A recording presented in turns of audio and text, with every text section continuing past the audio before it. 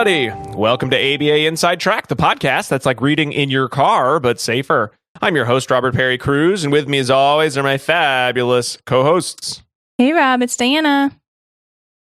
That's you. And it's me, Jackie. Jeez, Jackie, what are you doing? Like playing a Candy Crush game on your phone or some other leisure activity that's keeping you away from podcasting? I was actually doing yoga, Rob. On your phone? Yep. Doing yoga. I was actually watching a dog do yoga. Wicked cute. He puts his little back leg up. He follows his lady. Do yoga. I'll show you. Okay. Well, you know, Jackie, right now we're doing a podcast about behavior analysis and behavior analytic research. And while I want to respect your right to mess around with your free time, this is the listener's time right now. It's not leisure time, despite the fact that all we're going to be talking about for the next hour plus is leisure, or as I like to say, leisure. Can I confess something? Sure. Mm-hmm. So to put me into the MTV confessional box with the bright light on me, I've never played Candy Crush. Oh, yeah? I don't have any games on my phone. I never played it either. I did, Just saying. but I refuse to pay any amount of money Fair. to those games. So once they get to a certain point where you are not going to be able to advance, not only do I not give any money, I won't even use any of the special bombs or whatever that they give you for free. I don't know what that is, but other There's people do probably. Whatever, like little like cheat things that make you want to buy more. I won't even use those on principle. So once you get to that point, you are not going to win the game anymore. So if you don't enjoy the game, is playing Candy Crush actually a leisure activity? Well, this is a good question, right? Because it kind of leads us into talking about what we're going to define as a leisure activity. Okay. Are you ready to do that? Why don't Or we do do you want that? to talk about the articles? Well, we're going to talk about articles, certainly. And all of those articles are going to be related to the theme of promoting leisure activities and hobbies. Now, for some folks, that sounds pretty easy. Like, oh, I just stopped doing what I'm doing and I'm going to engage in leisure activities. But for a lot of individuals, especially a lot of clients that we work with and support, leisure activities may be a skill that just didn't sort of develop naturally through, common environmental arrangements. However, I think we would all agree that having something to do when you're not at work or engaged with some sort of a difficult, challenging learning opportunity is an important part of, quality of life or improving quality of life. Or is it? I guess that's the discussion. Some of our articles call it a basic human right. Right. I would call it that as well. I was just trying to kind of put out all the options that could be there. So I know some folks might be like, leisure, we work on a farm all day long and that's all you get to do.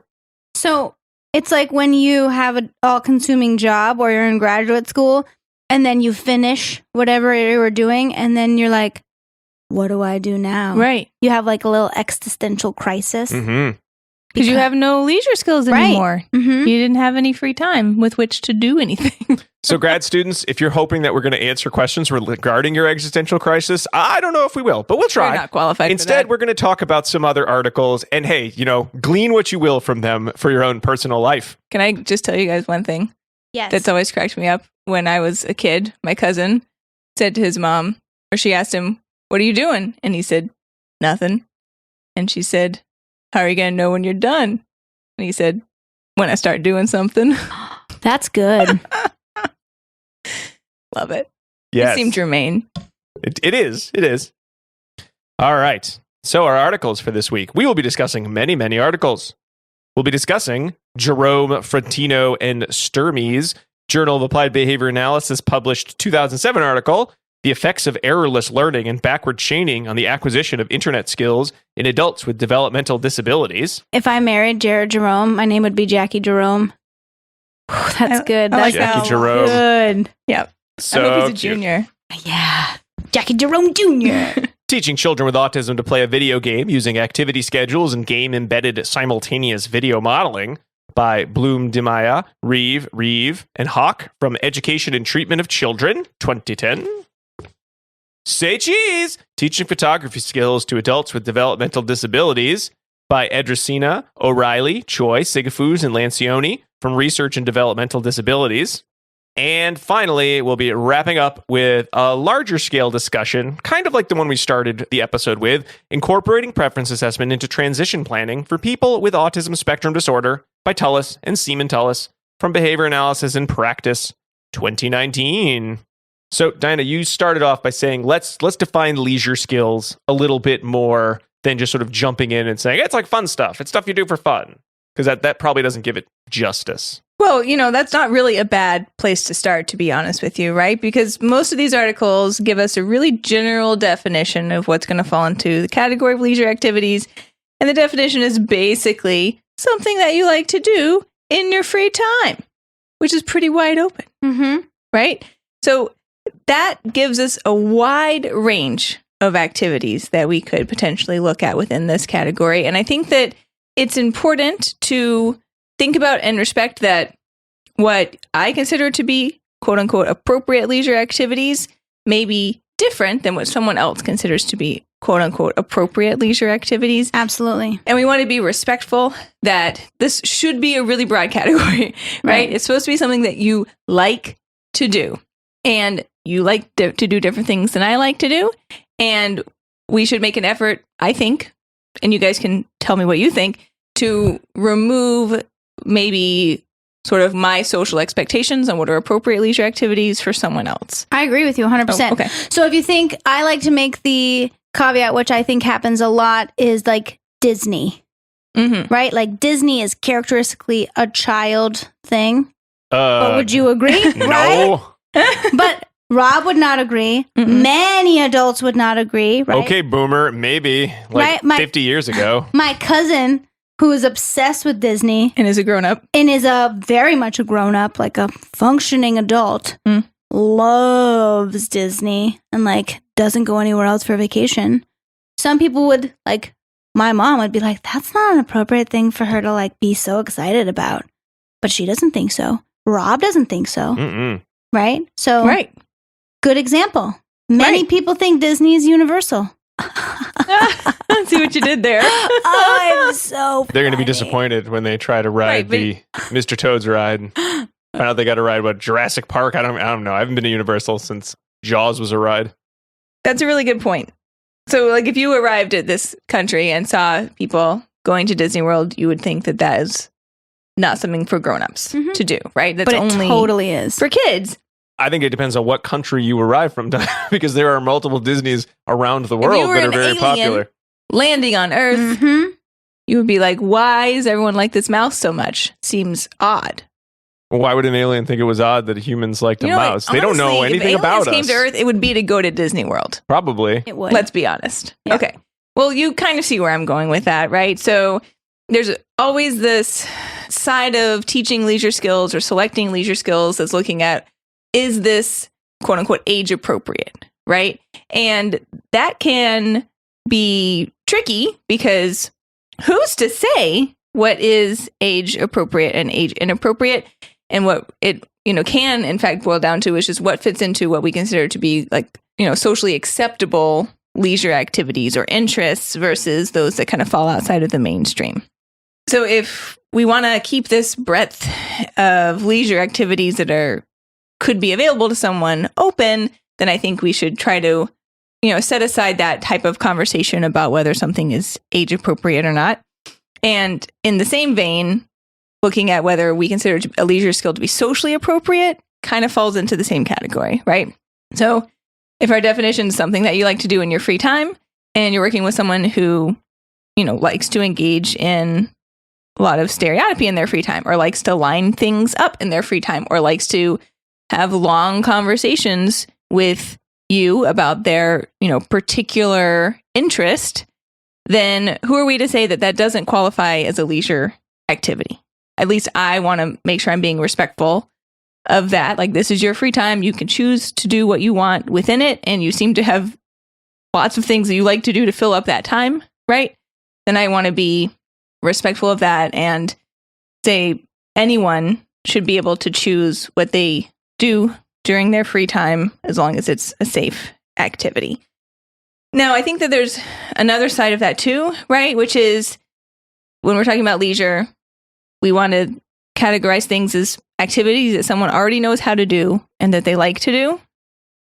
And also within that category of leisure can be presenting opportunities to try new things and learn how to do new things, and those don't need to be mutually exclusive. I like it when they call it sampling. I do too. Leisure sampling. We don't talk enough about sampling, but I really do like that idea because, I have lots of things that I like to do, right? But sometimes you are done doing the things that you already know how to do, or you're bored doing the things you already know how to do, or you would like to try to do something new. And for me, I know how to seek out those new opportunities and access them and learn how to do something new, right? Like the other day, you guys know this, I was in Target, very exciting for me. And in the dollar bin, they had an embroidery kit. I thought this was so shocking. Yeah. Rob knows, you watched me do it, right? And it's like a little piece of fabric and then a hoop, and you have the thread, and it's basically coloring in something, but with thread. And I saw it and I was like, I've never done this before. It looks very exciting. It was $3. So for me, it was worth the risk of trying it out. And that was a new leisure activity for me. And I actually had a really good time doing it. It was 3 cacti is what the picture ended up being. I hung it up on the wall. But I'm lucky in that I know how to do that and have sort of the base skills needed in order to try out something new if that's something that I want to do. So I think that while someone may already have activities that they know how to do and like to do, there are also maybe additional opportunities out there to learn a new skill and have a whole new area of interest. And we should be attuned to what the person is interested in, right? And not deny them opportunities to have access to new and different experiences just because they already have things they like. So I think that it's a give and take there, and both sides can be important to be attending to. In terms of what we'll be talking about for this episode are articles that, at least in our estimation, are ones that we should be thinking about as potential means of improving the sampling abilities of clients. So again, while some of the articles I think do a better job than the others in terms of viewing the tasks as sampling versus these darn kids need to do something with their time, so we made a treatment that made them do it, varying success and varying gradations of that, we are going to look at them as if you are working with clients who seem to be bored or you think it would help them in the long term in terms of being able to better sample new activities so that they can make a more informed decision about how they spend their free time, then that is how we would invite you to, review these articles with us. Yeah. As I started thinking about leisure skills, I started trying to build myself like categories of the types of things that one does during leisure time. And I kind of like to think of it as you could teach someone an entry skill into this particular area of leisure that could then benefit them as a entry point into doing other types of skills that would fall into this category, right? So like, what did I come up with for categories? There's leisure skills that are building skills, right? Like what, Rob? Like Legos? Yeah, like Legos. There's leisure skills that are observing skills. You're just looking at things. Bird watching. Like bird watching. There's leisure skills that are ordering and sorting. Gemstones or comic book collecting? Yes, exactly. Like making a collection, right? People that love to alphabetize their collections. What is stamp collecting? Philately or something? Don't know. It very well could be. We have the largest stamp collection in the United States of America in this great state. Really? Spelman Museum. Ooh. Oh my goodness. Yeah. It's a beautiful campus that it's on. Right on the Regis College campus. Regis College. Okay. What else did I come up with? There's turn-taking skills that are built into leisure activities. Games. Right? Maybe that's why I don't like playing games, because I hate taking turns. You just want to take your own turn? There's some games in which you don't have to take a turn. Everyone just keeps playing. That's true. There's what I called information sharing skills, right? Like going on the deep web, the deep, dark internet. Yeah, I didn't think about that. Yeah, like web surfing, like information gathering skills and information sharing skills. So let me tell you what I learned about, or let me tell you a story. Or let me be an influencer. That too. Me. I'm totally an influencer. You see me now and you're like, wow, Jackie, what are you wearing? You love those smoothie bowls. Love those smoothie bowls. I didn't know what to call this one, so I said experiencing a story skills. Like reading your comic book collection? Exactly. Like reading, or I also thought like, what about playing a game where it's like a role-playing game? No, well, maybe role-playing games would fall into here, but I was thinking about The Last of Us. Is that the zombie game that you like, Rob? Yes. It's like it takes you through a story, right? There's like you do things along the way, but there's a story that you're going to experience. I see. Right? Like those types of things. There's a term for video games in which all you do is go from place to place and experience the story, and they're called walking simulators. That's a boring Nightmare. name. Yep, that seems like a nightmare for me. Gone Home. That's an excellent is a good walking game. simulator. All of these sound horrible. One thing you didn't remember here in this category is like exercise sort of games. Like exercise sort of hobbies, right? Like No. rock climbing, yoga. It sounds like so following a pattern adventuring- instructions, which I see adventuring here. skills. I was Yeah. thinking when I said turn taking, I was also thinking like squash or tennis or sure. something. But yeah, adventuring. Adventuring. Right? I said creating and beautifying skills, That's who I need to come over and help me with my lawn. adventuring skills, following a pattern instruction skills. Sewing a sweater. Wouldn't that Yep. be exercising? No. Following a pattern and instruction because you're following, like Maybe. a routine. Yeah, could be. I was thinking like cooking, right? Or like my sewing. I had to follow a little pattern, right? I was thinking making a sweater. So, I mean, I just made up these categories, but I feel like rather than thinking about like, let's teach this discrete leisure activity, like think about like, let's teach something in this building category, because once you teach one thing, then likely that skill could then be applicable in other ways. And then I accidentally led myself into a discussion of behavioral cusps versus pivotal response. With Diana's self. She was like, how did I get here? Oh my God, no. I worked so hard to avoid this. We don't need to get into that in depth here, but a behavioral cusp would be learning a new skill that then allows you access to additional new reinforcers in the environment.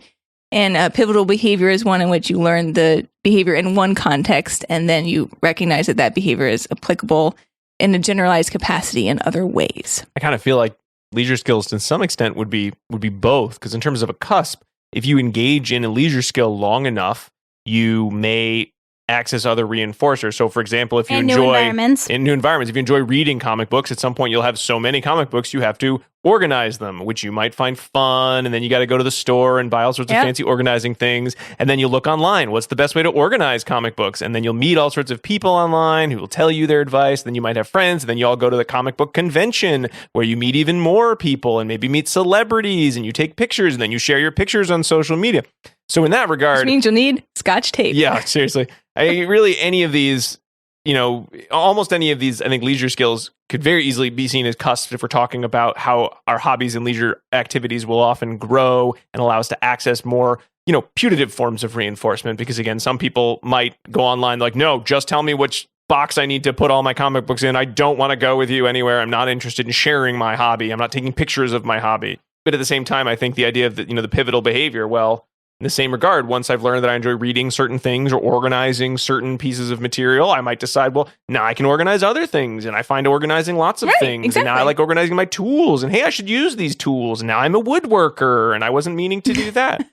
So, How did I get here? you can find yourself, yeah, this is not my beautiful woodworking set. This is not my comic book box. I learned to make Legos with a book. Now I can use that same skill to read a recipe, right? There's Mhm. all sorts of ways you could branch out from there. So, Diana, this sounds like a fascinating article that we're not going to be discussing at all, but perhaps should be researched and written, even just as a think piece. okay, I'll work on that. Good. And then we'll Thank come back and you. talk about this. I like that.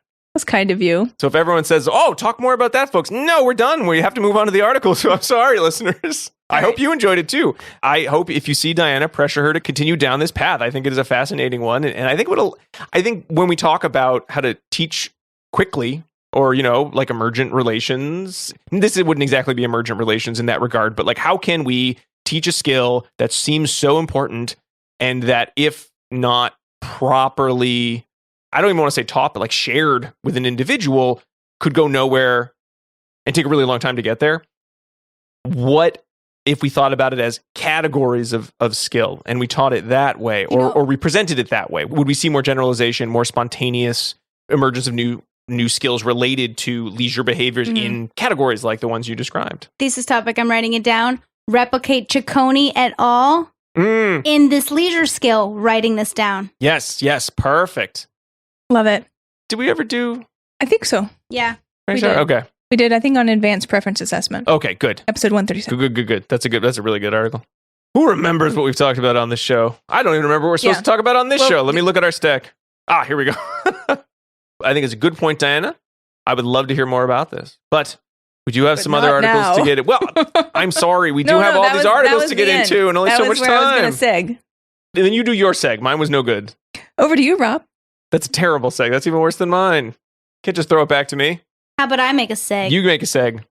I'm wondering if we could use activity schedules. What is it? That's not a seg has to go from what Oh, we were I don't talking know. about to something different, folks. I'm not good with this. This is not my hobby. It doesn't have to be these categories, right? I made these up, right? But if you were to think about leisure skills potentially fitting into like larger categories, then that would allow us to do some sampling across those categories as long as our client is interested in doing other things, right? And within those categories, we could identify potentially new leisure activities that would be of interest to them, either by looking at what categories may be more sort of up their alley, right? Or by looking at which categories and activities would lend themselves to incorporating already established interests. Rob, I know your article actually touches on an interest that you already had. Oh, wow. That's a pretty good segue. There you go. Nice job. Yes, Diana. Thank you so much. Wow. I wasn't expecting that. So I'll be discussing the Bloom Demaya et al. 2010 article in which the researchers taught autistic children to play a video game using activity schedules, which is something I'm a huge fan of, and game-embedded simultaneous video modeling. Ooh, what a fancy technology that must have been. So, a little bit of background on myself, like you said, Diana. In terms of articles, I do love picture activity schedule, and I am You a do. big fan of video games. You are. And in this case, not only did the researchers say, let's try to teach some of our, I believe they were students at a school, let's try to teach them some new video game playing skills, but let's specifically teach them how to play the game Guitar Hero 2. Oh You my love this goodness. game. Now, folks who know me know that I am a huge fan of both Guitar Hero 1 and 2, and then the Rock Band That's franchise. right. All the which- plastic instruments. I have a plastic keyboard. I have a plastic guitar, which is also a plastic bass. I have 4 of those 'cause I borrowed one from my brother when mine broke. I have fake drums. And I actually bought a mic stand to use with my real microphone. They were USB microphones, so they're real microphones. Don't forget the keytar. Didn't I say I had a plastic keyboard? We have a real piano as well. Hmm. Yes. Oh, and yeah. I was this- just thinking because you wear it. Oh, yes, that's true. And this game did inspire me to learn a little bit of guitar and to get a little bit back into actually playing music. So, Rob and I have been playing Guitar Hero basically our entire relationship. yes, we have. Starting with Guitar Hero 1. Mm-hmm. We played Guitar Hero 1, then played Guitar Hero 2. I still remember when I beat Guitar Hero 2 on expert mode. It was very salient memories. So while I would definitely not say that I am one of the more musically inclined BCBAs in the world, I'm going to say it right here. And I challenge you all, anyone out there, Ooh. come at me, bro. I am the BCBA in the world with the most knowledge and probably most skill in playing the Guitar Hero / Rock Band series of video games. You're saying most skill? Wow. He is very good. Because I know again, you're very even good. though I know we have some preeminent BCBAs who are great guitarists. So Dr. Jim Carr, for example. If you don't play the Rock Band games, it doesn't necessarily mean you're going to be able to play real guitar and vice versa. And I'm sure if distinct if Dr. skills. Carr wanted to put the time in to become the #1 BCBA / Rock Band Guitar Hero player, he could probably do it in a decent amount of time. But until such time, no offense, Jim, but until such time, I'm #1, I think, in the world. Well, we don't know that. I'm I think throwing it that's out a there. fair guess because you are pretty darn good. I can play the fake guitar But and sing a real what song. we need is some listener samples. Mm-hmm. All right, well, you can write in and challenge me online. I would appreciate it. You make me feel bad if you beat me, but I'm going to say it right now until I'm proven differently. So They're going to throw the song. So when it comes to writing or discussing an article about using Guitar Hero 2 and teaching leisure skills, I'm, outside of the researchers, probably the most experienced person to talk about it. Where do you think I rank? 'Cause So I'm I also will. You're up BCBA. there. You are up there. I'm the worst. So Jaggy, I don't want to hear a word from you about this article. You're out. It's out of your league. You won't understand it.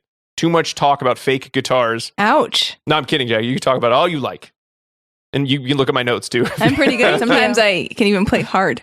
That's right. That's Yeah. right. I'm expert all the way. one of the limitations of this article. So Bloom and DeMaia and colleagues said, we have some students. They know how to play some video games. They're pretty good at using picture activity schedules. They use them all day long in their programming. So what if we used their, somewhat interest in games? And they all played like Wii games, like Mario Kart. They played, was it Monkey Ball, which is an awesome game. One kid played Frogger. I don't think it was original Frogger, like old arcade game Frogger. I think it was like a newer Frogger, so it probably wasn't any good. But in any case, they all played some video games and they all used activity schedules. So the question became, what if we put their, it's somewhat interest in video games and the activity schedule together? Could we teach them to play a new game like Guitar Hero 2? Part of me wonders if someone just gifted them a PlayStation 2 and a copy of Guitar Hero 2 and they said, what are we going to do with this giant thing of plastic instruments? I love that. And they said, I guess we'll do some research related to it, right? And it's fun. Oh, it's a super fun game. The kids probably really wanted to do it. It's a great game. Hopefully the kids were interested in it. One of my kind of concerns about this article. And also it's something that is cooperative. So for example, if you like Guitar Hero 1, well, Guitar Hero 2 allows you to play co-op. If you like Guitar Hero 2, well, Rock Band allows you to play with up to 4 people. You have a whole band. And I can tell you, back when people could come to our house, we would have plenty of people over just to play Rock Band. It was very popular for a very long time. I watched. It's a lot of fun. Yeah, Jackie was a watcher. She never really played. What's the name of your band? I have Candid Gamera and Passamaquoddy are my 2 bands. Wow. But if I had some friends over, I keep saying I'm going to make them do this. If I had friends over who liked Rock Band and were also BCBAs, then our band name we'd be the Beat CBAs. Oh, nice. Yeah, but I haven't made that band yet. Okay. So those are yes, I know. I got bona fides on this one. So again, the thought process here being that activity schedules have been used in the past. I mean, some of the original research by Cranston McClanahan in the 90s on picture activity schedules were used specifically to teach more leisure skills. Video modeling has also been used to teach and improve leisure skills. So what if we combine that all together to learn about whether, hey, maybe we could teach a game that I think a lot of folks would think is too complex. Got to set up a PlayStation. You got to get this giant guitar. You got to play this like crazy matching Guitar Hero game. It seems kind of hard. So again, perfect use of these technologies. A little bit of information on Guitar Hero 2. It is a 2006 release on the PlayStation 2 and Xbox 360. It was developed by Harmonix Software. Now again, I know these things as a big fan, but also because where's Harmonix Software located? Right here in Boston. So this game actually was created around here. I'm assuming that they didn't have the superior Rock Band version because that came out in September of 2009. That doesn't seem wrong. I got that on Wikipedia. That date seems too late because I think that game came out a little earlier than that. But in any case, they probably chose Guitar Hero 2 because either someone gave it to them or because at the time it would have been pretty cheap. PlayStation 2s came out in 1999. Like I was in college when a PlayStation 2 was a system you'd use. So I bet they had one lying around or someone donated one or they bought one that was super cheap. And the way the game works is you get this big plastic guitar. In this case, it is a plastic version of a Gibson SG, which if you're reading the article, they did not use the correct picture of a guitar. They used the Xbox version, which is not the same version as the guitar used. So how am I supposed to replicate your study, folks? Tisk. Come on. So you have this big plastic guitar. And you pretty much will turn on the system and you can play all these different modes, but you pretty much just play popular songs. And Guitar Hero 2 was mostly these kind of like karaoke versions of the songs. They were very good covers, but they weren't always originals. That became like a big hit when you could use original songs. And basically what'll happen is you have red, yellow, green, blue, and orange keys on the guitar, and they're up on the neck of the guitar. Just, imagine you're holding a guitar. And then where you would strum, you've got this giant bar, which is pretty much just like, it's like an operant conditioning bar that you continually press up or down. And as you watch the screen and as you play the song, they've sort of tabulated so that the guitar notes or the guitar strums are sort of mimicked with these like red jewels or red, blue, yellow, green, or orange jewels that drop down on the screen, sort of like, Space Invaders kind of thing. So as they fall, when they get to the bottom of the screen, they reach this bar. And right when they hit that bar, you need to press one of the colored buttons and strum the guitar. Now, some songs will have chords. Some songs will just have notes. The versions that they play in this article, it's all easy mode. So they only use the 3 colors. They use green, yellow, and red, I believe. What I love is when you say it, you're actually moving my hand. Where they would be. I should have brought a guitar up. You've got your 3 buttons you press and you also strum. So this is a game that does require a level of dexterity that you might not get out of just playing, a game on like your Switch or on your phone where you're just sort of like tapping at the screen. Like you do have to be paying attention to the screen. You do have to be matching the keys and pressing the buttons and strumming at the there's a lot same of time. timing And it's timing, and eye-hand coordination. So it's pretty tricky. And depending on how you do, if you make a mistake, it just kind of makes like a thunk sound, and then the music drops out for a little bit. The guitar line, you can still hear the bass and the drums and the vocals and everything. And in Guitar Hero 2, it was all guitar, or you could do bass, but they just did guitar in this version. And they used the practice mode, which allowed them to slow the game down. Again, you might say like, wow, that seems like a really complicated skill for all of these participants to learn. And they would have them go into a practice mode where they could slow it down. So it would be popular songs slowed down quite a bit. So it was much easier to play the game. But again, a nice way to get started, like a good onboarding speed for someone who might be new to playing the game. So our participants, we had 3 boys and a girl, all with an autism diagnosis. They all were able to match colors. They had good fine motor skills. They played some video games, minimal behavior problems. They could read text in their current picture activity schedule or textual activity schedule that they used. So again, this was something that was available for them. This seemed like a very doable game. Basically, what they did was say, hey, let's use our schedule, in which the schedule will just say, go play Guitar Hero 2. And then they would follow this elaborate schedule that pretty much had them get the quote-unquote cartridge. PlayStation 2 games are on a disc, not a cartridge, okay? Let's jump up into the present day, folks. So, again, big technological error right there.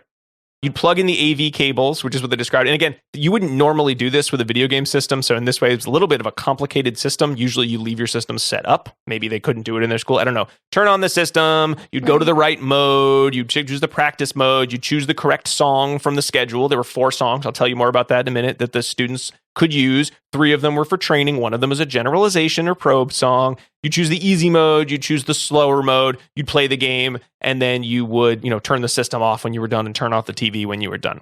So that was what was on the activity schedule. It didn't show them how to play the game. It just sort of showed them how to set everything up. Now, here is where the embedded video model comes in. And I know you're all saying, wow, I can't wait to hear about this fascinating piece of technology.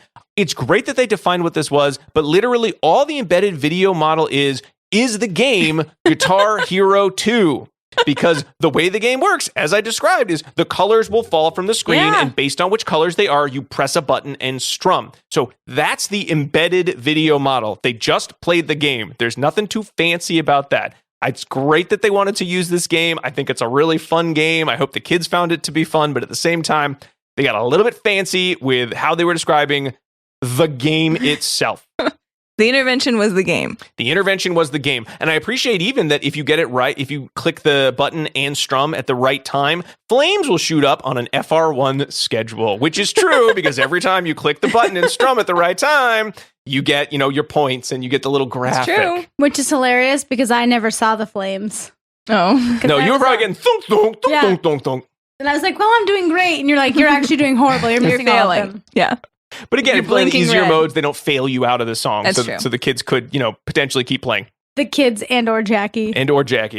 So the data that they were looking for in the experiment was how well did the kids use the picture activity schedule? How much were the participants able to stay on task during the game? Because again, if they can't stay on task, but they follow the schedule, they're probably not, that's one sign they're probably not having a good time or it's not catching their interest and wouldn't really count as a leisure skill in that regard. Mm-hmm. They also were able to look at whether they accurately played the game because the game tells you like what percentage of notes you hit, which is, again, might be a measure of how much the participants were invested in playing the game itself. So, really it was, hey, could they set this up? Hey, how much did they engage with the activity in the absence of, stereotypy or other interfering behavior or other sort of off-task behaviors? And then, how well did they play with the game? So they had 4 songs that were chosen, 3 for each student. It was counterbalanced, 3 for each participant, I should say, were training songs. So these were in their schedules regularly, and they play all 3 songs was on their schedule. And then 1 was a probe song that just every 7 or 8 trials, they'd say, here, you got to play this game. So here's where I see a giant confound. Here are the songs. You could play Mother by Danzig, which is one of the easier songs. It was in the opening licks section of the game. Mm-hmm. You could play You Really Got Me by Van Halen, which is in the next level, the amp warmers section, so slightly harder. You could play Girlfriend by Matthew Sweet, which is an awesome song. That's in a much harder level, though, level 4, right. Thrash and Burn.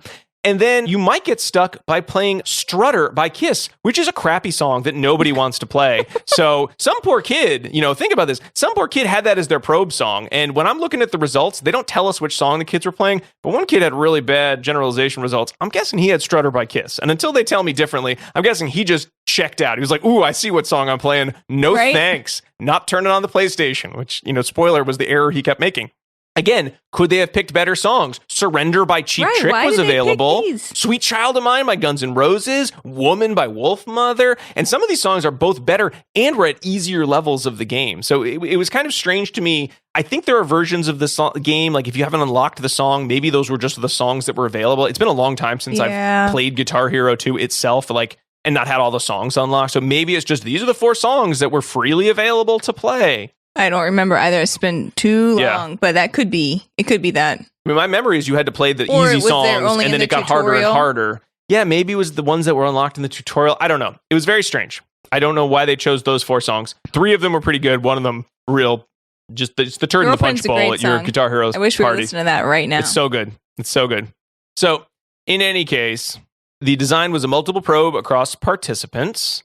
They did a pre-training color assessment because, again, they had to make sure that the students could actually match colors in order to play Guitar Hero 2. They all could. They could either do basic sorting task with colors. Then they even did a pre-color matching task where they would press the button on the frets of the guitar, matching the colored stimuli that they saw. They were always able to earn a snack, either for engaging in the activity or just sort of at the end of their baseline based on a preference assessment, which is good that they usually save the snack till the end because you don't want to get your Cheeto dust all over your Guitar Hero controller. You got to keep those things in good condition. Mm-hmm. So in baseline, they just had their daily schedule. It said, now it's time to play Guitar Hero 2. They had a bin in the classroom that said Guitar Hero. There was nothing in that bin. However, the PlayStation, the TV, and the game were freely available. So it was possible that any of the participants could have just figured it out, set it up, and played the game. None of them, really did. And then at the end, after 5 minutes, if they didn't engage with the task, they got a snack. The intervention became, hey, look, in that bin, now is a picture activity schedule that describes how to set up the TV, how to play the PlayStation, how to get your, Guitar Hero 2 game to the right settings. And then you'd have a random order of your 3 training songs. In order to train, in addition to your embedded video model and the picture activity schedule, they use manual guidance to help the participants play the notes on the screen. They'd fade from hand over hand, sort of like ristoform and shadowing, and they had criteria for when they would fade and when they would add more prompts in if students were making errors. They also use manual prompts with a graduated time delay for using the schedule. So again, a lot of additional prompting did go into this. It's not like the students spontaneously were able to use their picture activity schedule and start shredding. There was a lot of prompting. They started on start shredding. They not yet. No, they did start on a pretty high ratio of reinforcer delivery, the edibles for engaging in all of these various tasks, and then they were able to fade it from FR1 to FR10 to you get a cup of some snacks at the end of the session, which is I want to end your Guitar Hero session, right? To no more snacks at all around the time when they remove the schedules. So the goal was, again, for all the students to remove the schedules, which is interesting because a lot of picture activity schedule research does point to when the schedules are removed, the participants tend to stop engaging in whatever the leisure or chain of tasks they are asked to do with the schedule. In this case, it was really an expectation they were going to be able to fade out the schedule, possibly because, again, playing video games can be pretty fun. So the students may have been motivated to continue engaging in the chain even when their visual prompts were removed. They don't really get into that too much in this article. And then finally, when the students have met mastery with the schedule, again, they'd remove parts of the schedule. For one student, they only removed portions of the schedule at a time. He was having some trouble engaging without it. And then they did some probe sessions at the participant's home, again, in baseline and after intervention to say, hey, how do you do playing Guitar Hero 2 when your intervention's not in place and you're in a new location? So, did it work? Yes, all 4 of the participants learned how to play 4 songs on Guitar Hero 2 without a picture activity schedule, just the schedule telling them, hey, it's time to play Guitar Hero 2. And we're able to play a pretty high percentage of notes on the kind of the easy practice mode. So it was the easiest mode it could be, but still really high percentage of notes. The students really quickly became more on task with the activity once the intervention began. They moved from these kind of low percentages, 20, 30%, up to, above 90. I think, one girl was about 80% in the later maintenance phase, but all were pretty fluent with their ability to play. the post-intervention probe at home, all of the students did a great job. They all were able to play Guitar Hero 2 just as well as they had when they were at school, too. I need to jump into this, really. Yeah. Huh? I got to get myself a picture activity schedule. Oh, yeah. That's the only way you're ever going to learn to play, I think. So again, one participant, Jared, did have a little bit of a harder time being able to engage with the task without the schedule. I believe his issue was he wasn't turning the PlayStation on, which, if you don't turn the system on, you're not going to have a good time with your PlayStation game because you can't play it.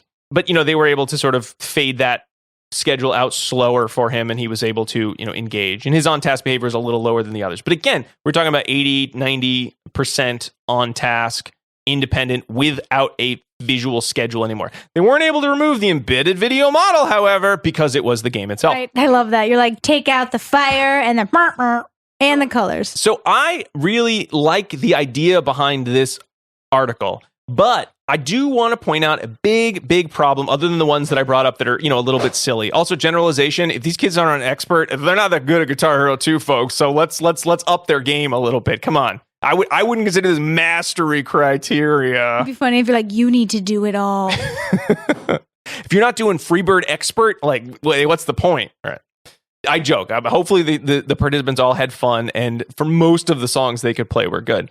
But a big limitation here, and I think it goes into your point, Diana, is social validity.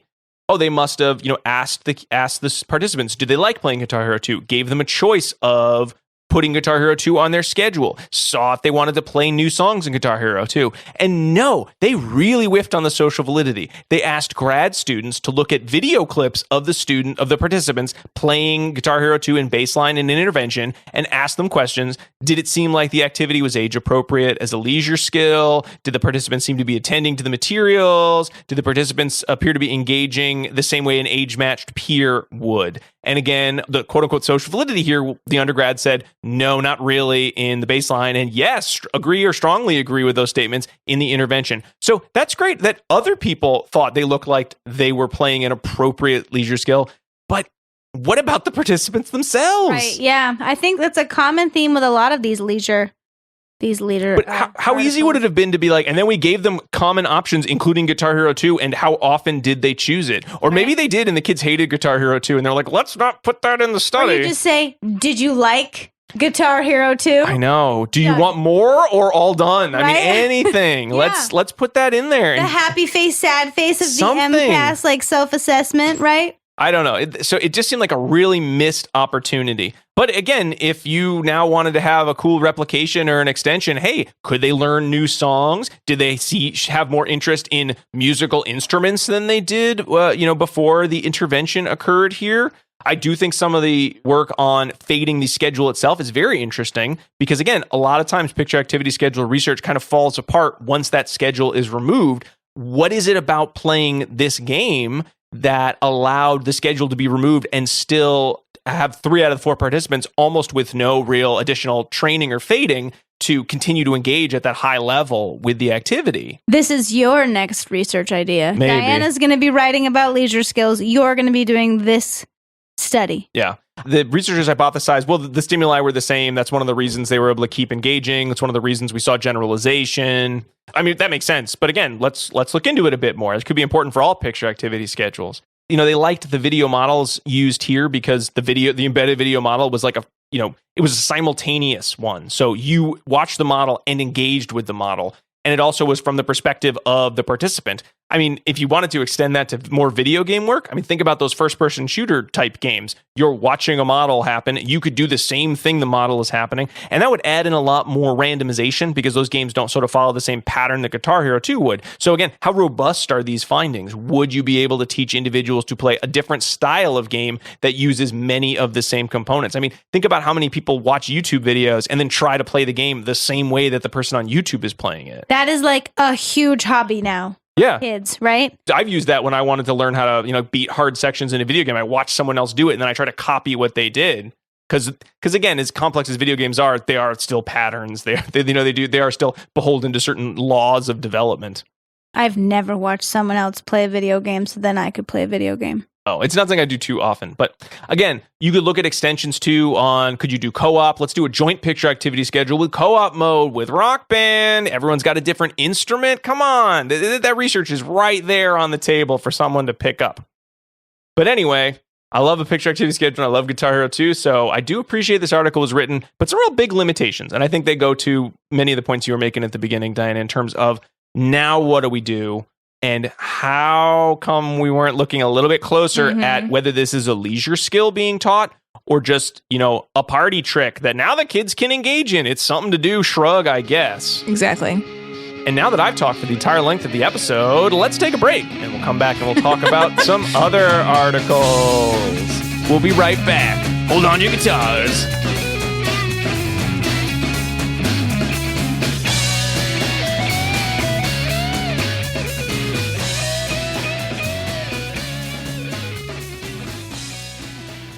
Do you want to be a BCBA? Sure, we all do.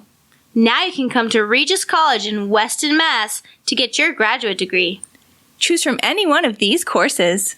Masters of Science in Applied Behavior Analysis. Masters of Science in Special Education. Dual degree in Special Ed and ABA. Or be eligible for your postmaster's certificate. You can complete your degree and be ready to sit for the exam in 2 years. And our 2017 grads had a 100% pass rate on the BACB exam. Come enjoy practicum placement support, ethics mini handbooks, PhD-level professors, small class sizes, and a service trip to Iceland. If interested, don't delay. Supplies are limited. Learn more at regiscollege.edu. Again, that's www.regiscollege.edu, regiscollege.edu. One more time, www.regiscollege.edu. See you there!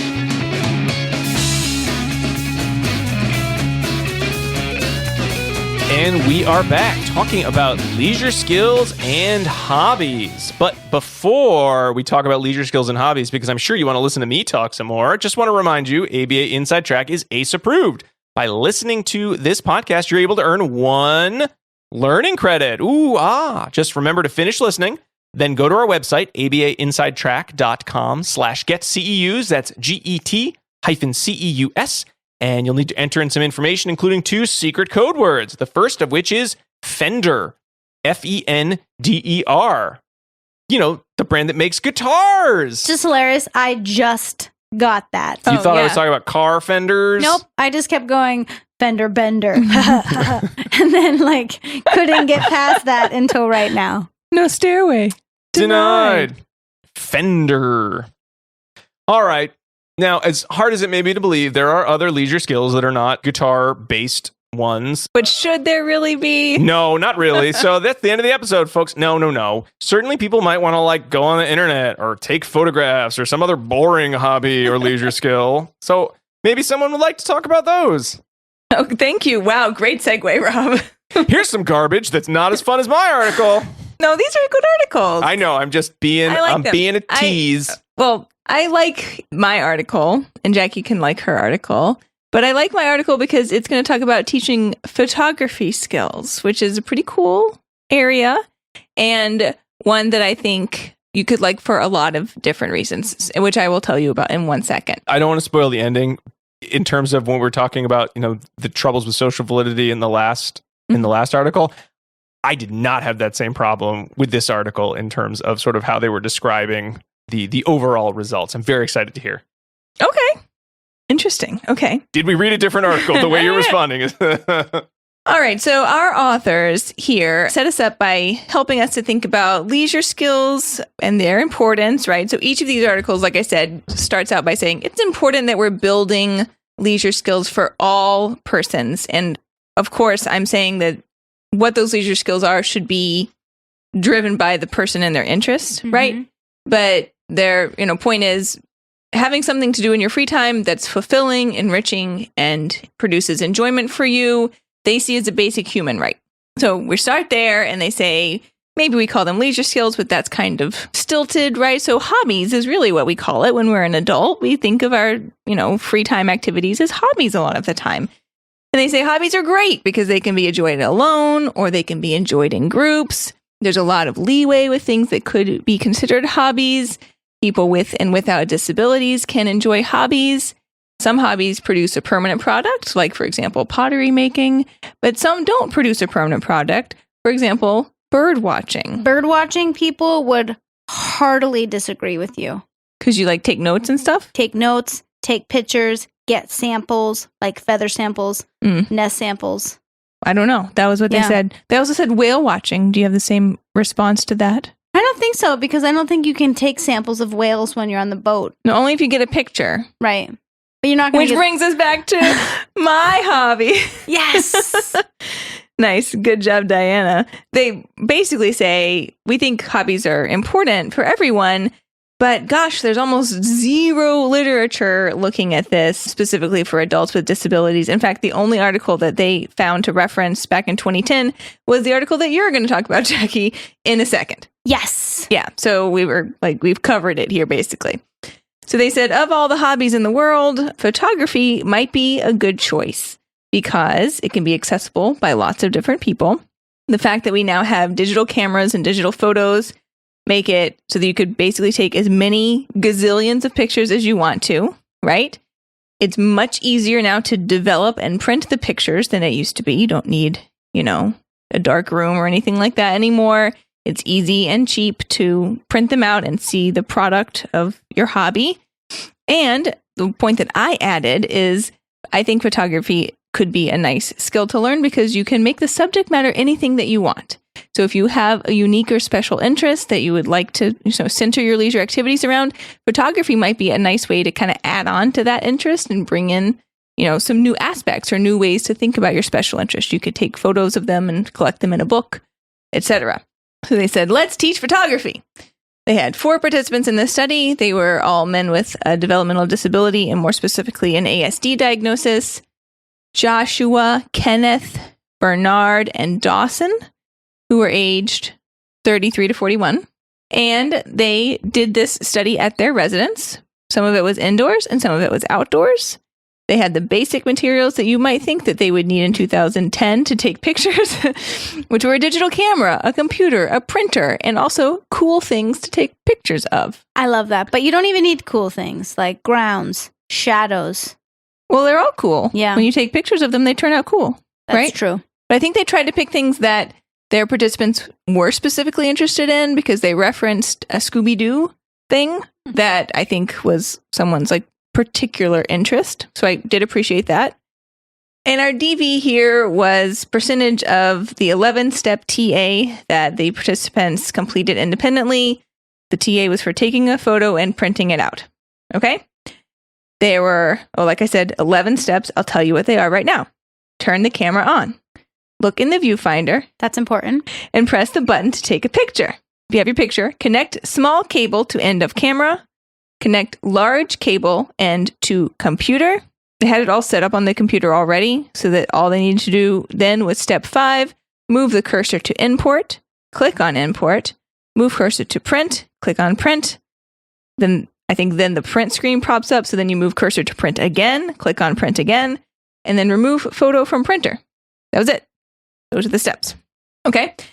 But now our independent variable was a video model, but it was broken down step by step. So this is a little bit of a different way to construct video model. There's a few other examples in the literature of doing this, but they made a video for each step of the TA.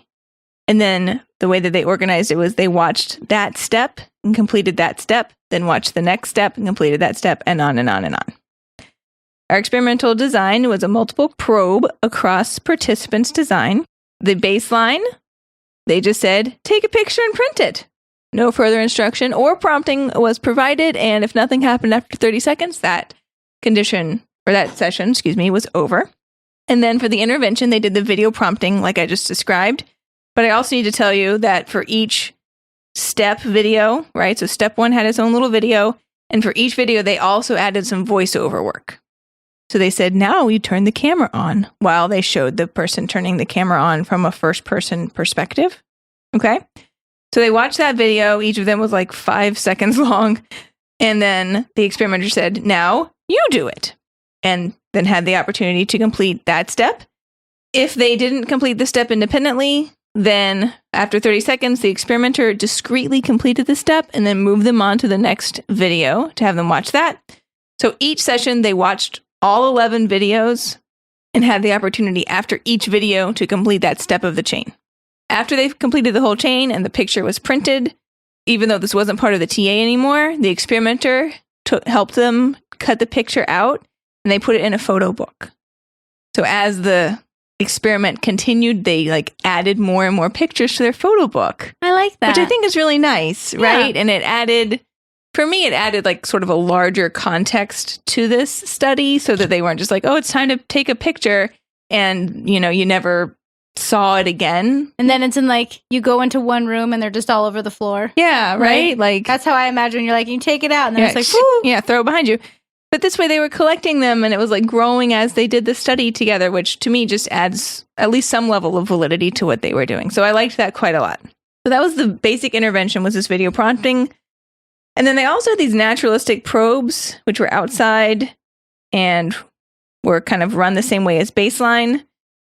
So here they had the opportunity to take pictures of objects or flowers or things in the environment or people who were outside too. They noted that. So I think it must have happened a good bit because they noted it.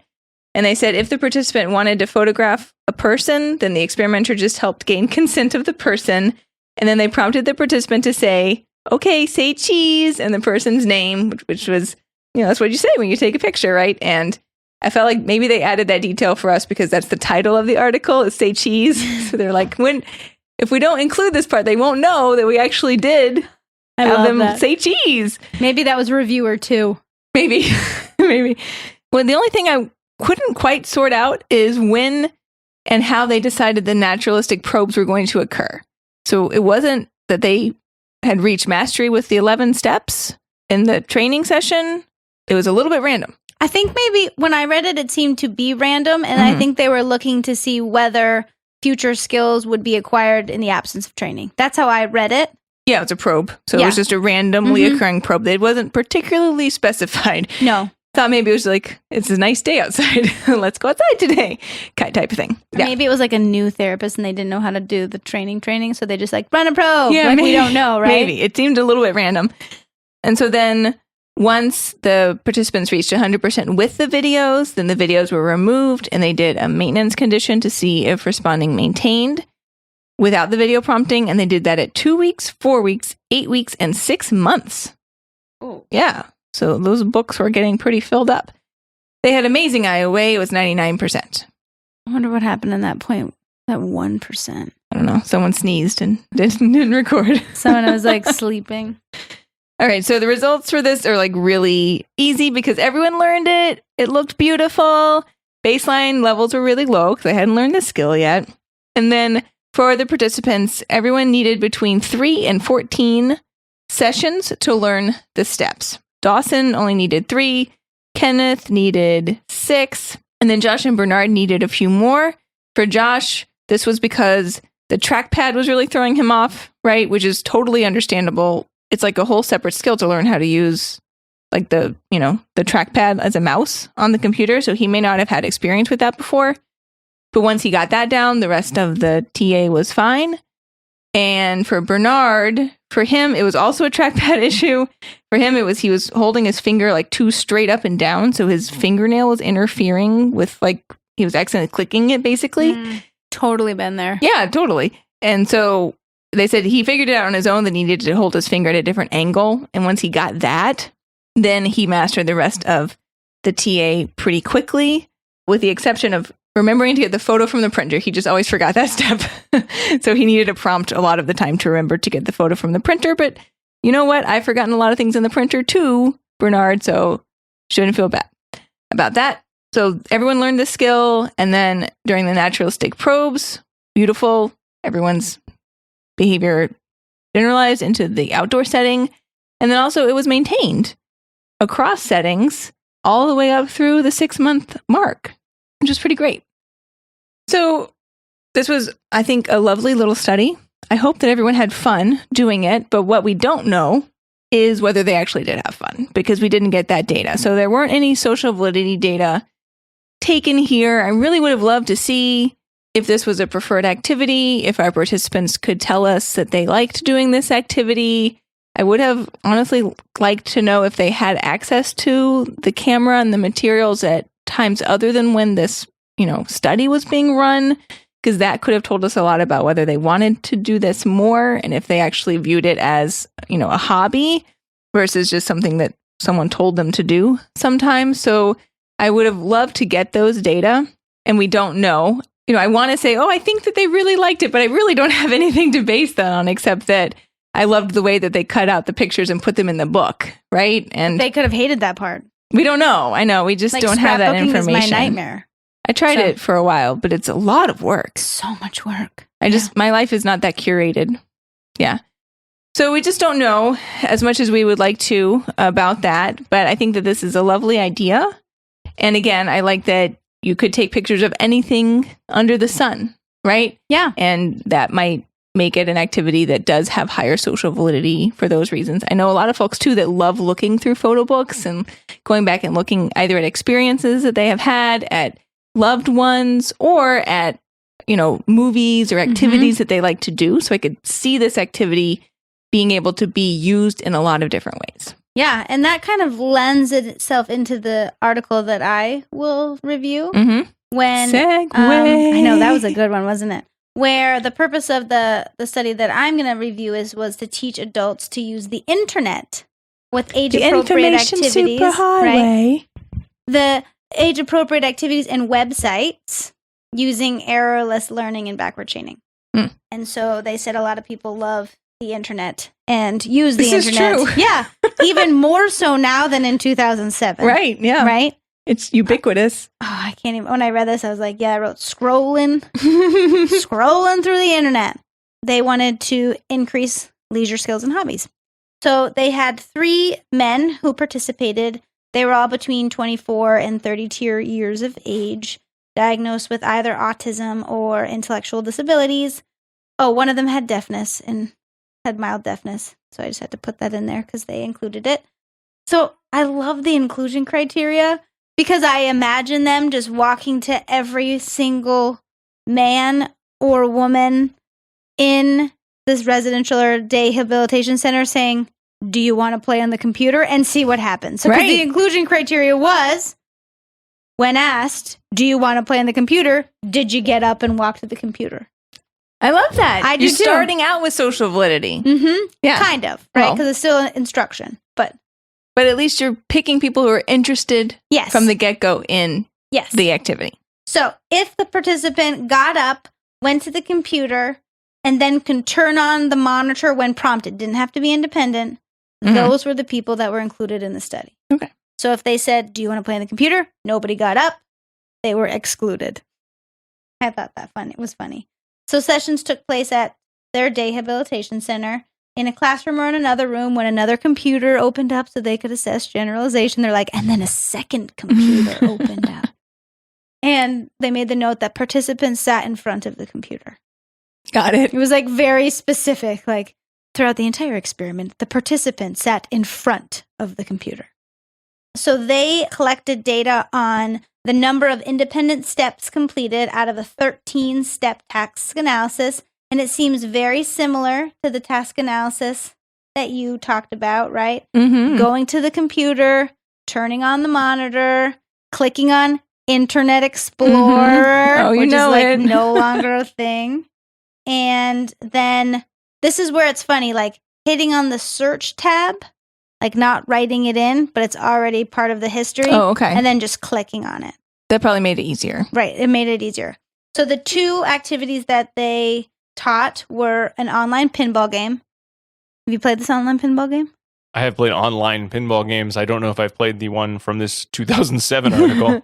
Okay. Probably used Flash and no longer is available. Yeah. And also music videos, which I love. Fun. Yeah. They don't tell I'm us all what about that. ones. They don't tell us what music. Oh man, if it was the Tonight Smashing Pumpkins video, Right? they were in for a treat. Tonight. But they say that I almost sent an email to Jared Jerome and being like, what music videos? What websites? But I didn't. Can I share a fun fact about the Tonight music video? Because this episode's not going to go way too long, I'm sure. Did you know that the Tonight music video, if you haven't seen it, it's like a version of A Trip to the Moon, like the 1901 or whatever movie where they literally shoot a cannon of people to the moon. The filmmakers. There is like a man and his wife or a woman. played by real-life married couple Tom Kenny and Jill Talley. And you might say, I don't know who those people are. And I might say, oh, well, they were on Mr. Show. To which you might say, I still don't know what the hell you're talking about. I know Mr. Show. You know Mr. Show? Okay. I've never seen it, but I know what it is. So you might know what it is. But you would probably best know Tom Kenny as the voice of super famous cartoon character SpongeBob SquarePants. Ooh. So if you're watching the Tonight Smashing Pumpkins music video, you are watching SpongeBob SquarePants. Interesting. I used to be obsessed with SpongeBob SquarePants. I remember. Remember Billy that? Corgan looks like a vampire. Yeah, that's fine. But anyway, so music videos, right? We can email the author and he'll give us the websites according to the article. Yeah. Should still remember. But Wait, I don't know. 2007. Where would you watch those? the On internet. YouTube? No. Pop-up video? MTV? Maybe. Get your real player. I'm actually not sure. I don't remember either, but I'm not going to email him. Okay. He's gonna be like, I do not recall. Right? It was 15 years ago. Like, can you tell me exactly? How am I going to replicate your article if I don't know? So it was important to note that IOA was collected in over half of the sessions and was 100%. Excellent. Right? So that's pretty awesome. One thing I really love too is they even went down to the nitty gritty of defining clicking. Like they were like, and it is the index finger and it hits Right. whatever that Yeah. button is. Because if you right click, doesn't do the right thing. Right. So it's the right one. I don't know. I have It's a the Mac. left one. So yes. Mhm. It was the The right one is the left one. hypothetical right one. So here's the procedural mystery I have. Okay. So they have this TA, right? A 13-step TA. They're doing backward chaining. So if just a quick review, you start on the last step and move back to one, right? So With your prompting. with your prompting. You do the steps in the right order. Right. Yeah. So like if I'm starting the backward chaining, the experimenter will do step 1 through step 12. Mm-hmm. The participant would start on step 13, Yeah. right? Yep. And then once they've acquired 13, the experimenter to do step 1 through step 11. Then the participant would be required to do step 12 and 13, right? Mhm. So one procedural mystery I have is why they included edible items as reinforcers during the teaching sessions. They said that they did a preference assessment. They have these small edible items to decrease the delay between the terminal reinforcer and the teaching session. Mm. But typically in backwards chaining, you don't do that. You provide the Right? reinforcer at the end of the chain. And they still do. They still do provide the 5-minute internet Yeah. access to the whatever website that you were looking at, but they added the edibles in. And so my question is, I wonder if it would have worked without the edibles. Right. Certainly. I mean, Right. it may have been a situation where it's sort of, using the computer as putative reinforcer. Like, we have reason to believe they're going to enjoy these activities, but maybe not enough to learn a 13, step chain then why are to you access teaching them. Then why are you Right. teaching it? Well, again, Right. it may be one of those skills in which they enjoy it as a leisure item. But again, it's like we always see in the preference assessment literature. That's why you don't mix your toys and your food, because everyone's probably going to choose food over toys. Yeah. And is that really a measure of hierarchy of preference, or just the idea that as organisms we like food and Yeah. everything else We like food and need not iPad. apply? Yeah. Right. Food and iPad. This was like a procedural mystery. And I bet reviewer 2 told them to add in the delay to reinforcer caveat, because it was like just put in there. They're like these small edibles. And then it was like the small edible was provided. It was like that one sentence Mhm. to say that it was the delay. But they it just- provided it at the end of the chain? No, they provide the small edible after each training step and then the internet at the end of the chain. That's why it's a procedural mystery, because that's not how backward chaining No. typically works. Maybe they hadn't paid their internet bill and they only had so much time to get this research done, and they're Yeah, like, we I don't better just knock this one out of the park. I don't know, but Throw it all at the wall. and I remember- Our AOL disk is almost up. right? And I just remember reading this a long time ago and then using it in my class to highlight backward chaining, but I was like, you don't usually use the edible reinforcer at each step.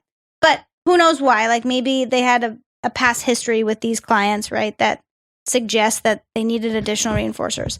But anyway, in baseline, they started by saying, do you want to play on the computer? If nothing happened for 2 minutes or the participant looked away, then the experimenter allowed the participant to access their website, right? So staff had indicated that participants would go over to the computer and then just wait for the staff to open things up. So Okay. that's hence why they started this. So I kind of explained to you the backward chaining procedure, right? So during that first session, all of the steps were completed except for the last one. When the participant came to the computer, the experimenter stated, start playing the game, which is a different SD than the baseline. Right? The baseline SD was, do you want to play on the computer? Right. The teaching SD is, start playing the game. So there's another limitation that I noted that they didn't note. But that's okay. I have an idea. So if the participant did not complete the step correctly, then they used most to least prompting and a variety of most to least prompting. It ended up with like a shoulder tap. The mastery criteria for a step was 2 consecutive sessions, and then they moved. I said up the chain. Is that what it is? Up the chain? Yeah. I think so, right? I would say that. Okay. So again, like I told you before, edible reinforcers were delivered every time a step of the chain was completed, either prompted or unprompted. And they also received 5 minutes of the internet access at the completion of the chain. So there you go. That was teaching. Post-teaching, all the prompts and reinforcers were removed, except for the 5-minute internet access. Only if they 100% completed the chain. If they didn't complete the chain, they didn't get the internet. Makes sense? Then, generalization, where there was a different computer. Oh my in goodness. a different room. I like that. So during baseline, most of the participants, or the 3 participants, ranged from 0 to 5 steps independently, right? So no one did awesome the whole way through. During teaching, Chris learned all of the steps in one 40-minute session. So just one session. Very motivated. Learned all 13 steps. Yeah. Right? Mark met mastery after 5 40-minute teaching sessions. Pretty quick, too. And Evan met criteria for teaching in one 40-minute teaching session. And for new students of ABA, when you're looking at the graphs, you don't see that data. Right. Right? Because that's training data. It's not teaching data. It's not the post-teaching data. Right. So what you see is the post-teaching data on the graph. And what you see there is that the first participant maintained during mastery, during generalization, all of it. He could do it all forever.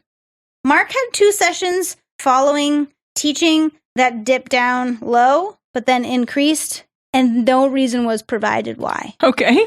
Maybe she wasn't feeling it that day. Right. Maybe it's like, I don't want to play pinball today. Right. Exactly. Right. Played it yesterday. And Evan did well in post-teaching and generalization. Now, they did not describe what was so novel about this computer. Did they? I was Just just a different new room. computer. was it like a different computer? No, it was a different computer in a new room, but it was probably the same type of computer. Okay. Yeah. It was So just a different It's like It's a Dell. PC to a Mac. Like, No, that I would hope be really not. impressive generalization. I can't do that. Yeah, I can't nobody generalize would do to that. a Mac. But no, I think it was just literally a different computer in a different room. Probably the same type of computer, because it's probably the same type of computer that company buys. Yeah. Right. Right. Probably. Probably looked the exact same. But it was like, oh, it's New a room. different desk, new Yeah. room, life. The mouse may have been different. Yeah, you never know. They had Windows, but they had to get there through DOS. It was very challenging. That would be too hard. Yeah, so the limitations of the study were that they only taught access to 2 websites, right? 1 website per participant. And so that doesn't really incorporate choice and whether those websites were preferred or not preferred, or, how to navigate the internet per Right. se. What if you wanted to look at something else? Right? And then my other big limitation was that the SD changed from treatment to baseline, right? So this limited their assertion that participants knew how to independently go to the computer, right? Because in baseline, they said, do you want to play on the computer? You sat down, that's a prompt, right? In treatment, they were already sitting and you said, start playing the game, Yeah. right? So, Right. And maybe before they were waiting for permission. Because if in the past, Right. Whoever works there came and like got them set up on the computer, then maybe they didn't think they were supposed to do it on their own. right. So who knows? Yeah. But that was like, I was like, ooh, gotcha. Yeah. They didn't say it was a limitation, but it kind of is. Oh, I think it is. Yeah. Yeah. Also, start playing the game if you're looking at YouTube videos is not an accurate SD. Right. And they did not assess social validity in the way that I would want them to, right? Like, do you like playing on the computer? Right. Do they independently go to the computer when they have a time that they Yeah. want? They didn't ask the participants what they wanted to engage in, but they did, however, at the beginning observe the participants engaging in those activities. So Okay. they were like almost So it was some there. observational. Yep, Yeah. observation and staff report. So that's what I got. That's what I got going on. All right. Thanks, Jackie. Thanks, Diana. So, in terms of where we are, we do have the Tellus and Seaman Tellus article to discuss. But you know what? Given that I spent a good 70% of this podcast talking about the ins and outs of Guitar Hero 2 and the Rock Band franchise. You went into like a whole fugue state there, Rob. You actually played for us Green Grass and High Tides forever. You just don't even remember it. Yeah. I'll do it. Why don't we move that into Dissemination Station? And honestly, I wasn't sure if we were going to put it there or have a full discussion on it, but I think given sort of how our conversation has gone, it makes sense to put it in Dissemination Station. Because again, what's the take-home of these articles? I guess we could say, wow, backward chaining and picture activity schedules and various forms of, hand-over-hand prompting sure do work. Yes, they sure do. So there's nothing really that special in terms of any of the technologies used in these articles. Where I think we found the most interest in discussing why these would be good articles to extend or to replicate has to do with what I think is the most important take-home point, which is how are we using leisure time and interest in hobbies in terms of planning for an individual's quality of life. Now, really briefly, I'll just do kind of a real brief run through in terms of the Tellus and Seaman Tellus article. Really just discusses the idea that our post-school outcomes for many individuals with disabilities, but really specifically with autistic individuals, is pretty poor. We spend a lot of time providing meaningful programming in a lot of areas.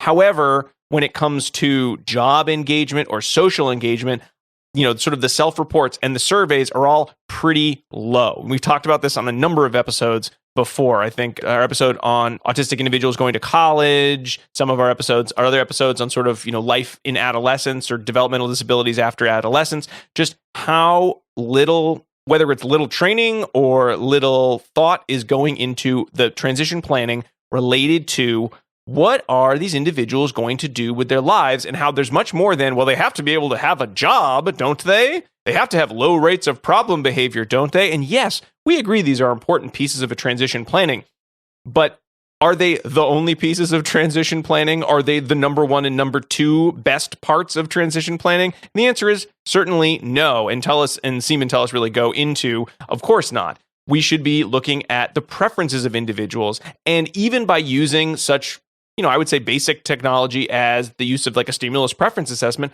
why don't we kind of twist, those assessment tools into ways of assessing what is it this individual likes, in terms of living arrangement, in terms of job tasks, and not just what tasks, like of these 5 tasks, which do you like, but more categories of, do you like working on tasks that are repetitive? Do you like working on tasks that are in loud environments? Do you like working on tasks at a computer? Do you like working at tasks in a kitchen? So how are we using some of what we know about assessing an individual's preference to try to get more information about what an individual who may or may not be able to vocally communicate what it is they want to do with the rest of their lives, involved in planning? And it's not as simple as just, we'll just do a basic preferences, do a Fisher et al. Kind of 2-item with, 2 job sites and a picture. It's more than that. It's more about the categories of what they like about these locations, whether it's a living or social location. And then how can we use observation and further preference assessment testing and more sampling to really get a sense of, yes, these are the types of tasks that this individual will like. And it could be as simple as some of the research looking at like when individuals are matched with jobs that came up high on a preference assessment or tasks that were high on a preference assessment, you saw greater rates of productivity. So that's one measure, but that's not going to, again, not the only measure. So could we do this more with leisure skills? Because again, as much as many of us might feel like, man, all I do is go to my job, like I live at my job, we all have free time, and we'd probably spend more of our life engaged in what we'd consider leisure activities than we would do work activities, at least over the lifespan. Yeah, I don't know, but maybe. I'm not very good at working, so I apparently am the only one who could say that. Sleeping? Yeah, I do a lot of sleeping. I don't do any of the grocery shopping. Some people might consider that a leisure skill. It's my number one leisure activity. Child rearing. Yeah, that one too. It's my leisure activity. You got a kind of a temptation bundle. I got to raise my kid, but I'll also do it at a fun activity. We're at the beach, got to throw it together. I love that. We're at the beach and I'm child rearing. Look at me. I'm shopping on my phone while I'm at the beach with my child. I did it. living the dream. That's amazing. So again, I think the article brings up some great points. It doesn't go into as much detail. Sometimes I read articles like this, and in the first couple of paragraphs, they've hooked me, and I'm like, yes, I love this idea. My synapses are firing. I'm thinking of some fun ideas, but I can't wait to read your detailed list. And then the detailed list never comes. It's sort of just like, what if? What about, like, it's like a premise, it's like that old Kids in the Hall sketch where they're like, premise, beach, what if people had presents for heads? And then that's the sketch. Yeah. So again, great idea, great starting point.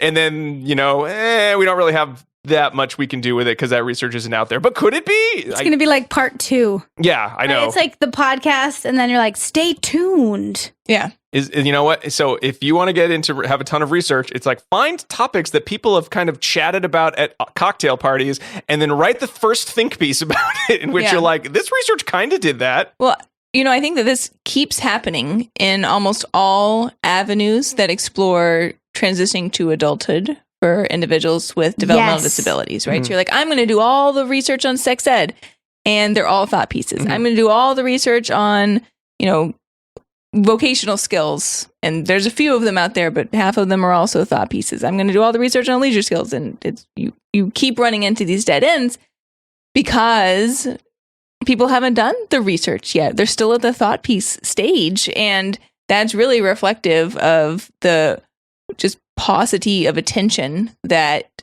adults with disabilities or who are autistic are getting right now, right? There's very little funding for those groups. When you move from being 21 to 22, maybe when you were 21, you had a 1-1 or 1-2 group that you were in. Suddenly you're in a group of 1-5 or 1-6, right? And everyone is just happy if folks are safe and not even attending to whether someone's engaged. So, assuming that you would like to be engaged, and most humans do like to be engaged, teaching someone the skills where they can seek out what is of interest to them and then know how to do those things on their own, I think is, like you said, Rob, a real quality of life skill. But there's just not that much out there that talks about it or that gives you, tangible things to move forward with. So this area is really open and a needed area. Yeah. I think certainly to the Tullis and Seaman Tullis article's credit, the idea of thinking about how can we leverage preference assessment research and take it to a new level in terms of more meaningful components of planning in terms of individual preference. It goes beyond which of these two things will function as the best reinforcer for increasing new behavior. I do love that idea. And they do go into some more specific research and sort of some of the average sort of thought piece about, wouldn't it be great if we did this in the research for adults, but we don't. So, oh well. And I encourage everyone, and we're actually, we're planning some upcoming episodes. And I think the genesis of a few of them had to do with the idea that we know that there are folks out there whose job it is to do these types of transition assessments, to work with families and work with individuals and work with other professionals to make plans like this, and they want to do more. And I'm sure many of them have come up with little idiosyncratic systems for trying to assess that preference. But they're busy. They have a lot of other people, so they didn't set it up in a way that's going to get published as research. But that doesn't mean it's not important, and it's not something that individuals who do have funds or do have the time or do have the wherewithal or the research background couldn't use to kind of look at whether, I don't know if it's a case series or just use that information somehow to inform practice. Because guess what? You're going to have to think about how the individuals you work with spend their free time. You're going to have to think about leisure skills. And it's not going to be good enough to say, well, I taught them 30 leisure skills using picture activity schedules and hand-over-hand prompting and edible reinforcement and task analyses. That's great.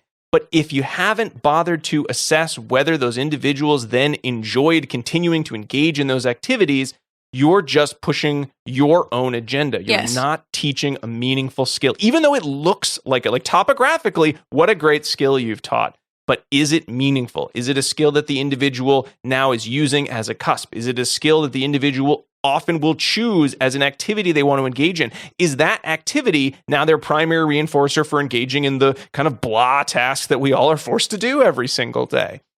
And this is where I think the research we've discussed and then this final article and then our dissemination station come into place. We've got to be thinking about how can we put this all together? Like, what's the big picture plan? And it doesn't need to be intense lines of research, though ideally it will be over time. It really needs to be individuals taking what we know, taking the facts of, the science of behavior and seeing how can we use it in practice in ways that are in line with the evidence that we have, that are in line with the techniques that we know are effective and that lead to meaningful outcome for our clients and their stakeholders. And isn't that a big ask for a dissemination station? Usually we're like, here's what you all should do. No, here's what you all gonna do for us. Like, so for everyone out there, really. But if this is not an area where I think we're just gonna, eventually someone will publish that piece that tells us the answer.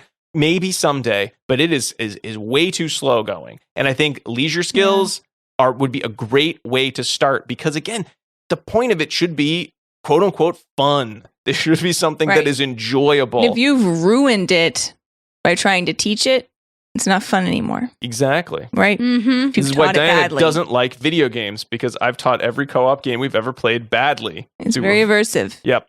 Right. So you need to be careful in how you approach this.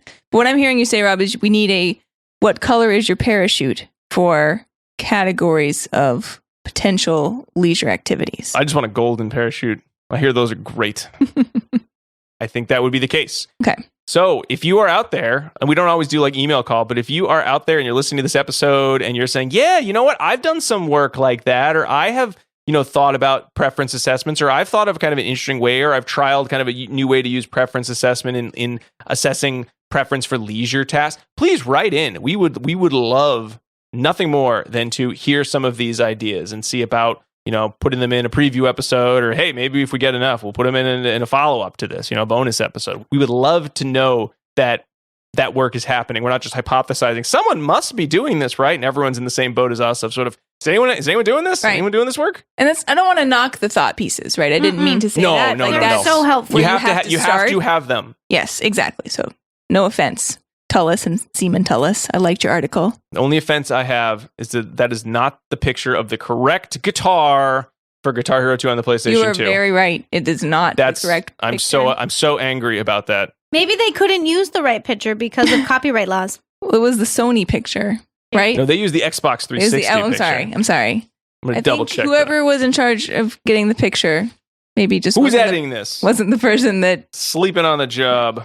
It's also a white guitar on a white background, so it is possible that it's the right guitar. It does not look like the right one. It didn't look like the right one. I love that the authors are going to send you an email. It is absolutely you know what? maybe they had a different. Maybe they had a special edition. I don't know. It's kind of you to say, Diana. I don't know. Anyway, if you want to fight Rob in Rock Band, you should also. Yeah, and then the other important piece is I'm really great at Rock Band, so you should totally play me. I'm gonna melt your face with my shred licks. All right, everybody. Well, that's it for leisure skills and hobbies. We're gonna end our leisure skill and hobby of podcast debating. We hope you enjoyed listening to this week's episode. Why not subscribe to the show on Apple Podcasts, Spotify, or Stitcher? We would love it if you joined us every single week, because that's when these episodes come out, plus sometimes extra little bonus episodes. There are a couple other ways that you can reach out to us. Certainly, you can go to our website, abainsidetrack.com, to find links to all of the articles that we discussed, as well as to purchase CEs for listening to the episodes. All of these episodes go up on YouTube with the YouTube subtitling feature. I think those subtitling features just keep getting better and better. I keep getting little notes in my inbox or notifications about how much more advanced the algorithm is, which it was already pretty impressive. So hooray for subtitles.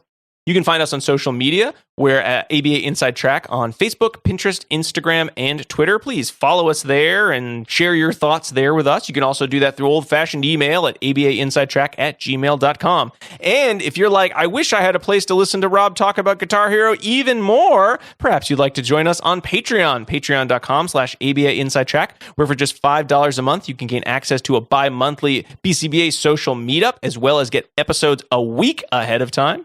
And if you're interested in moving up to our premium $10 level, you can even get access to our quarterly book club podcast, where we go not over 2 hours. We go 2 hours and change on a book that we read as a group, and then we share our thoughts. They're super long, and super fun. We really enjoy doing them, and we would really love you to hear them all. We've got our third one should be out very shortly. We talked about neurotribes. We talked about meaningful differences and an as yet to be voted on book. I mean, by the time this comes out, it'll have been voted on, so you'll be able to tell what it is. But we don't know yet as we're recording this. And finally, our second secret code word for tonight's episode is branch. B-R-A-N-C-H. Like the part of a tree that sticks out, and when it's windy, it falls and hopefully doesn't land on like your car or something. And in the spring, you have to pick up a whole bunch of branches. Or the character voiced by Justin Timberlake in the film Trolls, branch. I think that brings us to the final end of the show. Thanks so much to the folks who help us make this show. Dr. Jim Carr for his awesome guitar work in playing our intro and outro song. Dan Thabit of the Podcast Doctors for his editing work. Usually we have Kyle Sturry doing our interstitial music. I think we're going to try to put something a little different in honor of our Guitar Hero ranting this episode. And Hollis Irvin from Sycamore Workshop for his visual design.